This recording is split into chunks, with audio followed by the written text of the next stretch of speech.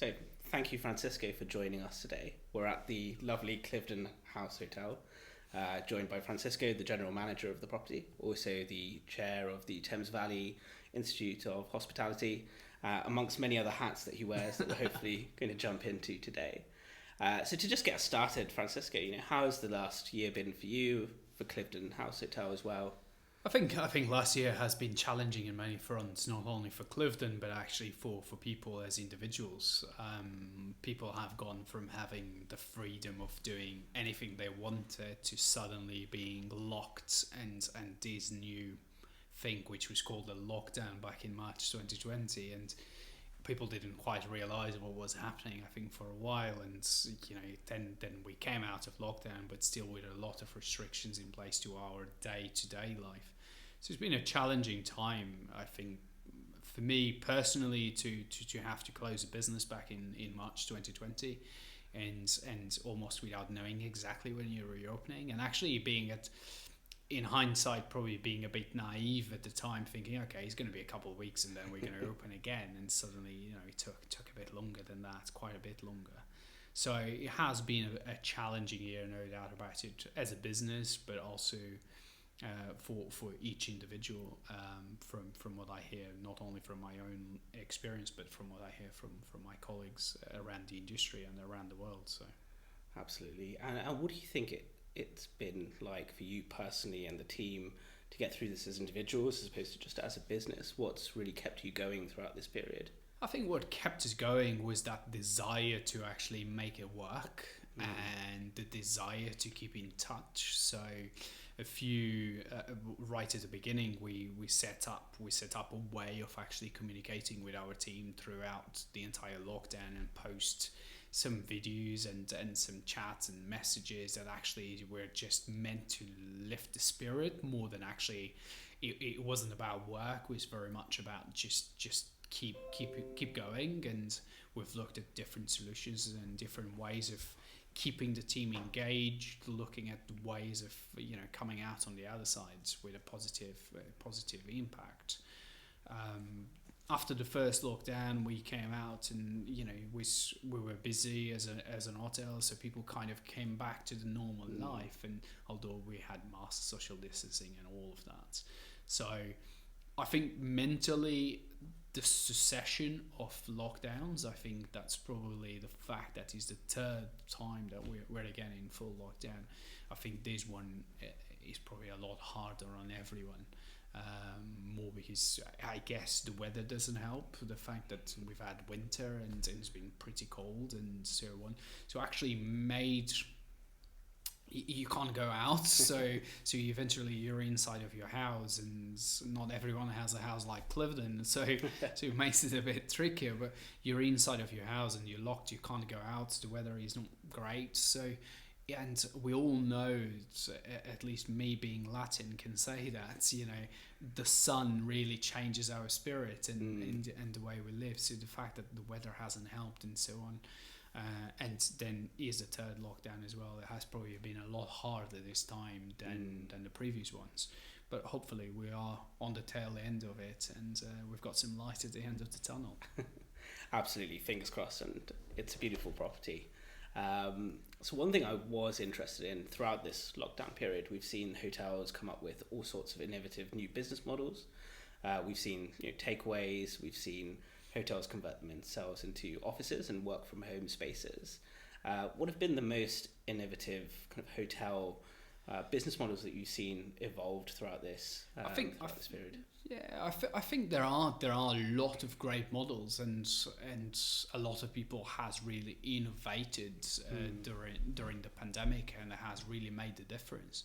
From businesses that had to be shut for one reason or another, and then eventually decided that they would do fine dining takeaway, or you decided actually let's do work from hotel opposed to work from home.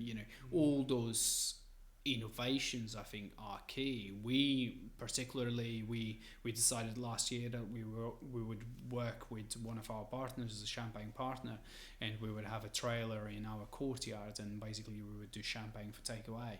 Oh, wow. And we did that throughout the summer, and it was a very, very successful thing. And the idea came from me saying, well, how great would it be to walk around the estate having a glass of champagne and just enjoying the view?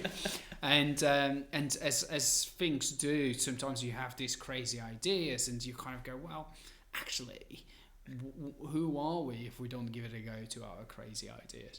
So I think, we did that, and other properties did something similar. But properties have gone from not having any way of online presence to then suddenly you can order from your table, or you can read your newspapers on your phone or tablet with a free subscription type.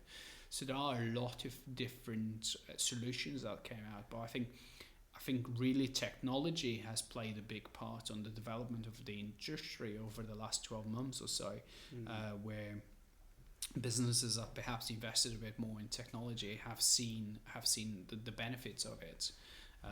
We did at Cliveden, we hadn't finalized actually until now, but we changed our door locks as an example to allow for guests to check in or open their doors with their phones using NFC technology, opposed to having to use a specific key card. So, and again, that's the kind of, it's moving on with the times. And I think that the change, we already knew that with the change of generations and millennials and now Generation X and Y. And so we already know that. We know that people are almost thirsty for more technology. So, but it's kind of trying to find a way of linking, in our case, a property like this with technology, whilst the technology is there. We are about people with personality more than just technology, if that makes sense. So. Yeah, absolutely. I suppose there's a fine balance between everything being done through a phone versus that personal touch, particularly at properties like this, where your guests are perhaps paying for that personal experience. Absolutely. I mean, I say to my team all the time, we're not just an hotel serving food and drink, because there are plenty of hotels serving food and drink all over the country and all over the world. We are Cliveden, and in our case here at Cliveden today, but we are Cliveden, and actually our people is what makes Cliveden be what it is. Yes, we've got great food. Yes, we've got great surroundings, but it's our people that will make the difference. So technology can help you to deliver the service and make sure that the service is accurate and delivered properly, and you communicate with your guests to an extent.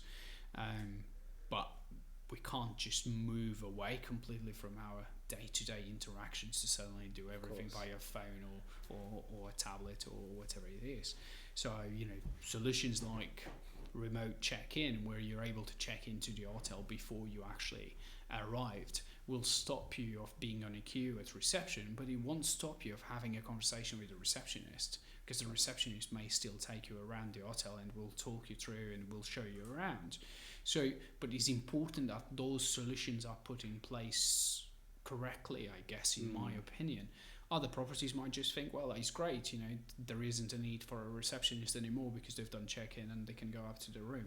But I guess it depends on each product. In our case, a solution like that can only work with our team still showing them around, because I mean, I've showed you around just before this interview, but can you imagine if I would just say, oh, here you go, AJ, you can go and find your room. You would be lost for a few hours and eventually, but actually having that interaction with the team, where the team then takes you around, explains you the facilities and talks you through the room and the history of the room and all those details. It's taken away that paperwork, bureaucracy element, but actually meant that the team member had more time to improve that experience further. Absolutely. It's about that seamless handoff without the guest having to feel that there's a difference in experience between the technology and the person. Absolutely. Absolutely. It's interesting that you mention technology and the approach at Cliveden, and many people of different sized hotels right now will be quite concerned about, do I spend for growth? Do I spend on technology?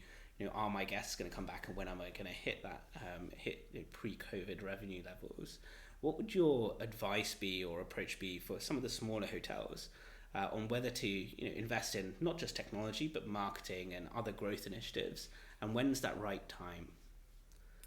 I mean, the right time, it depends on their cash flow, as we know, but very much so.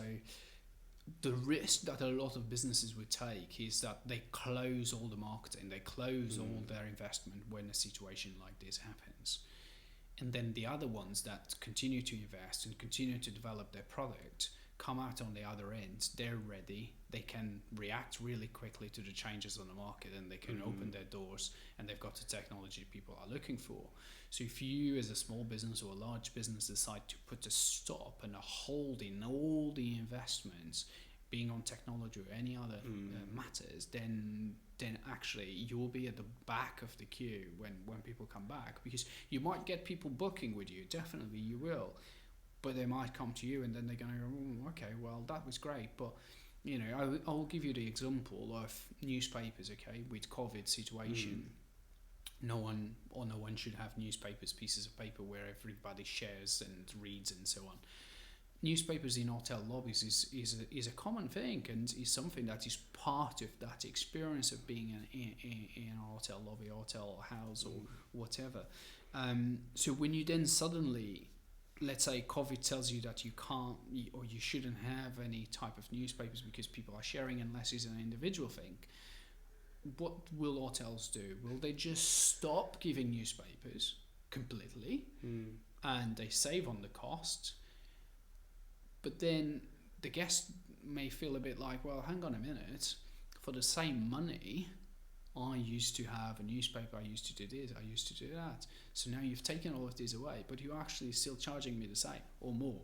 So it's about finding ways that actually, okay, suddenly you can go, okay, well, I can have an app or some sort of technology where you can actually read your newspaper, or you have to have social distancing on your check-ins as an example, so a bigger queue and so on. You don't want queues, so you invest in an app that does check-in, or that your guests can do the check-in before they arrive. That will take away that queue, will make sure that the guest experience is better, because they don't have to wait, they don't have to queue.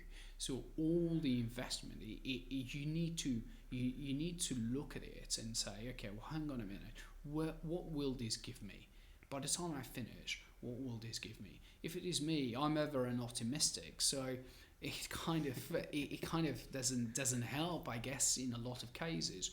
But by being optimistic, for me, is about, okay, well, will it improve the guest experience? Yes, it will. So if it does improve the guest experience, it will certainly generate you more revenue.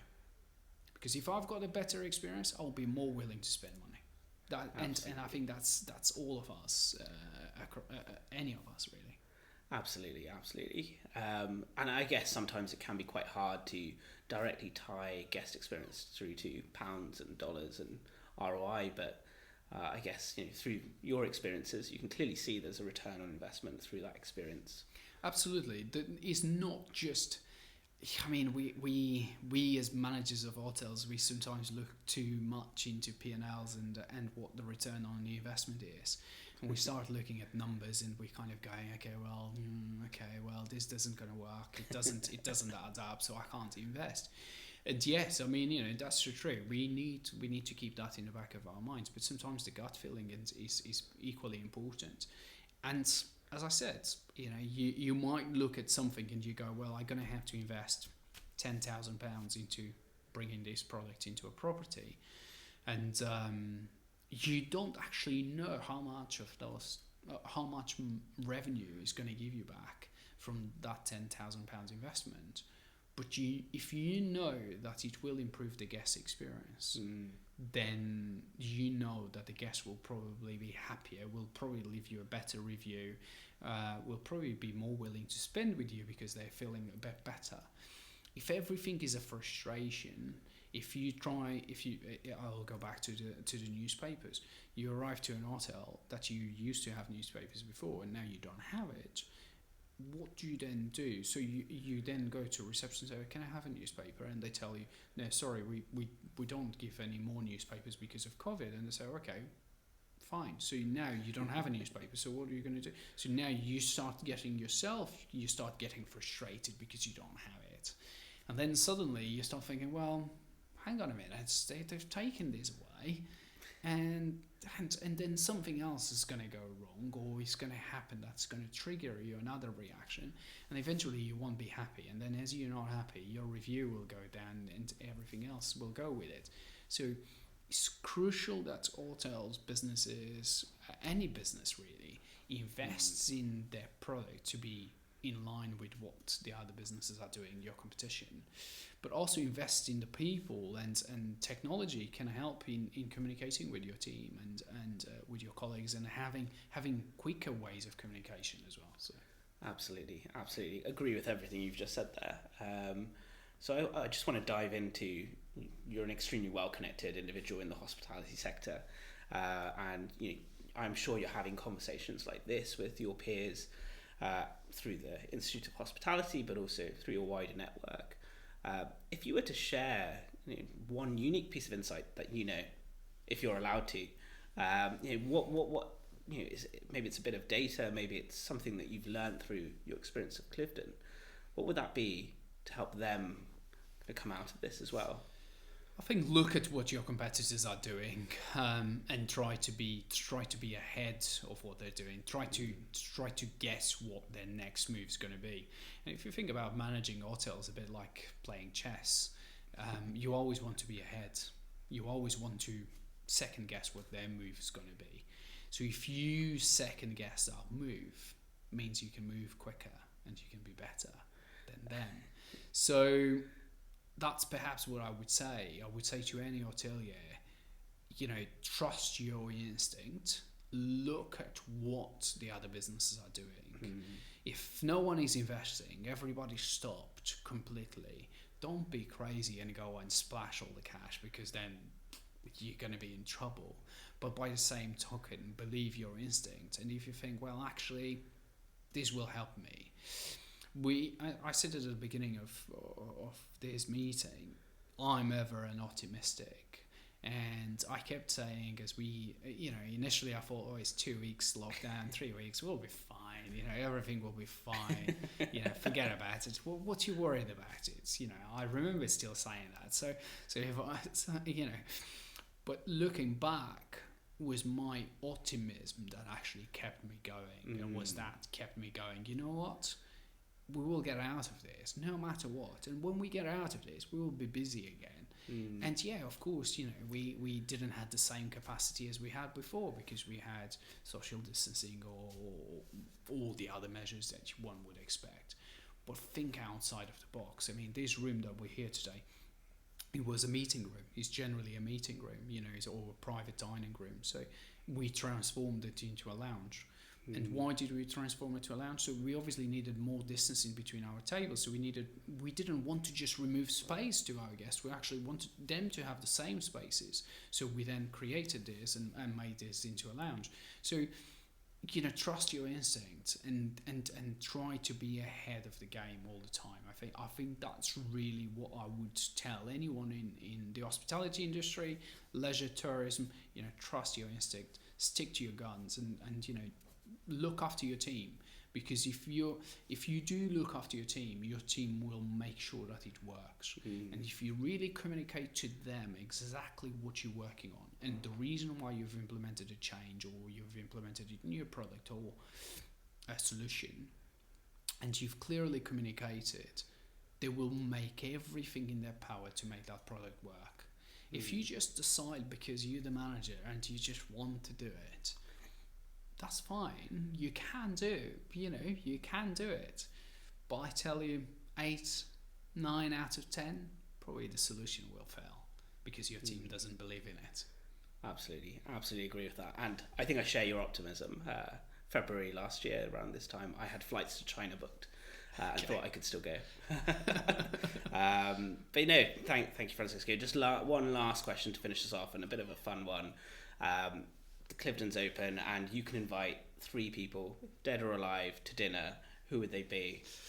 Who would it be? I think I would invite Nancy Astor, because of the connection with Cliveden, but because perhaps of her connection with my other guest, which would be Winston Churchill. Okay. And because they had the story goes that they had a bit of a hate relationship, but not really a hate. You know, Lady Astor used to say to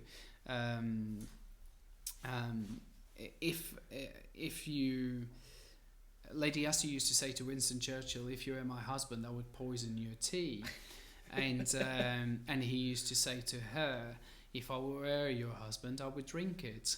So it shows that element of, you know, humor, but actually, you know, that element of, you know, keeping the party alive in a way. And so I think that would be great fun.